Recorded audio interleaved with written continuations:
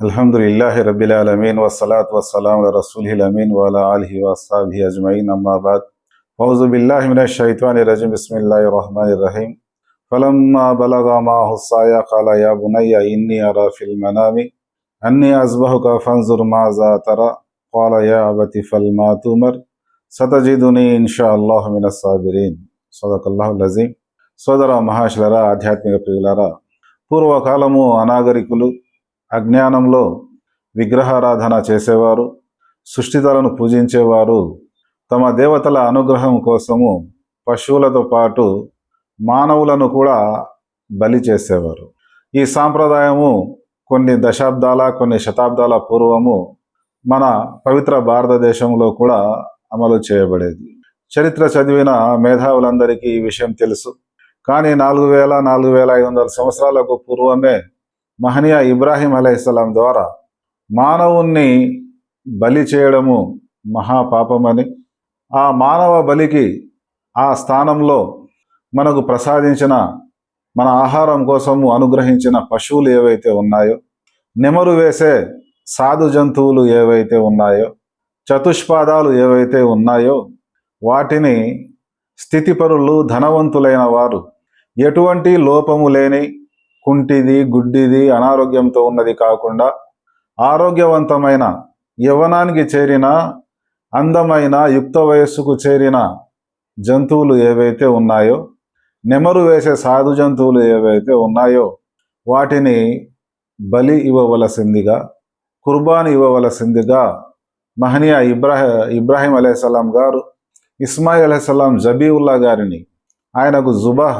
బలి చేయనప్పటికీ ఆయన జ్ఞాపకార్థకంగా ఒక తండ్రి దేవుని యొక్క ఆజ్ఞ కొరకు తన సంతానాన్ని బలి ఇచ్చేదాని కోసం సిద్ధం కావడము, దేవుని ఆజ్ఞ మేరకు ఒక కుమారుడు బలి అయ్యేదానికి సిద్ధం కావడము, మరి ఈ సంఘటన ద్వారా ఈ పశువులు ఏవైతే ఉన్నాయో ధర్మం కోసం, దైవం కోసము అవసరమైనప్పుడు ధన, మాన, ప్రాణ త్యాగాలకు కూడా సిద్ధము అనే తమ భావాన్ని, తమ సంకల్పాన్ని వ్యక్తపరిచేదాని కోసము ఒక ఆరోగ్యకరమైన ఒక పశువును జిబహ చేయడాన్నే కుర్బానీ అంటారు, బలిదానము.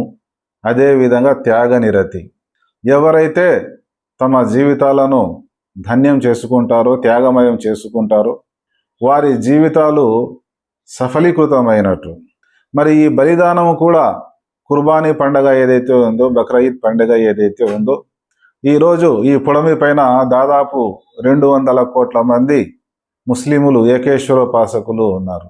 మరి కనీసం అన్నా కానీ వారిలో ఒక 25% అన్నా కానీ 50 కోట్ల మంది కుర్బానీ ఇచ్చినట్లయితే, మరి కనీసం ఒక కుర్బానీ ఇచ్చిన జంతువులో 10 మందికి సహాయం చేసినా కానీ ఎన్ని కోట్ల మందికి మంచి ఆరోగ్యవంతమైన మాంసము, పశువు యొక్క మాంసము దానం చేయబడుతుందో బుద్ధి వివేకాలు ఉన్నవారు తెలుసుకోవచ్చు.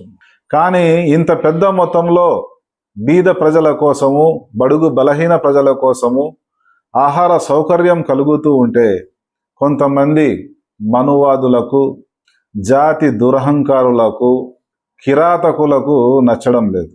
ఈ నచ్చని కారణంగా జీవహింస అనేసి రకరకాల మాటలు వల్లిస్తూ తమ అసూయ ద్వేషాలను వెళ్ళగక్కడం జరుగుతుంది.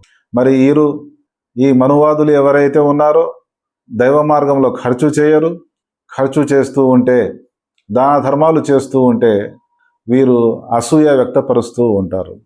ఇందుకోసమే సోదర మహాశులరా, ఈ అసూయ ద్వేషాలు ఏవైతే ఉన్నాయో వీటిని దూరం చేసుకోవాలి అంటే సంపూర్ణ ధర్మంలో ప్రవేశించాలి.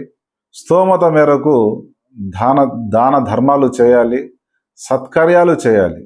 అనాథలు, వితంతువుల పట్ల జాలి, దయ, కరుణ కలిగి ఉన్నప్పుడు మన మనసులో ఉన్న అసూయ ద్వేషాలు, అవలక్షణాలు ఏవైతే ఉన్నాయో దూరం అయ్యేదానికి అవకాశం ఉంది.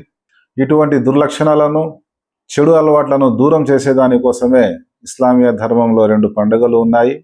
ఈదుల్ ఫితర్ కూడా దానం చేయమని ప్రోత్సహిస్తుంది. ఈదుల్ అజ్హా కూడా మీ శుభ సమయంలో, పండుగ సమయంలో పేద సాధలను కూడా దృష్టిలో పెట్టుకొని వారికి ఉత్తమమైన వస్తువు దానం చేయమని ధర్మం బోధిస్తుంది. ఏవైతే విషయాలు చెప్పామో విన్నామో అర్థం చేసుకుని ఆచరించి సద్బుద్ధి కలగాలని దేవాన్ని వేడుకుంటున్నాను. అస్సలాము అలైకుం వరహమతుల్లాహి వబరకాతుహు.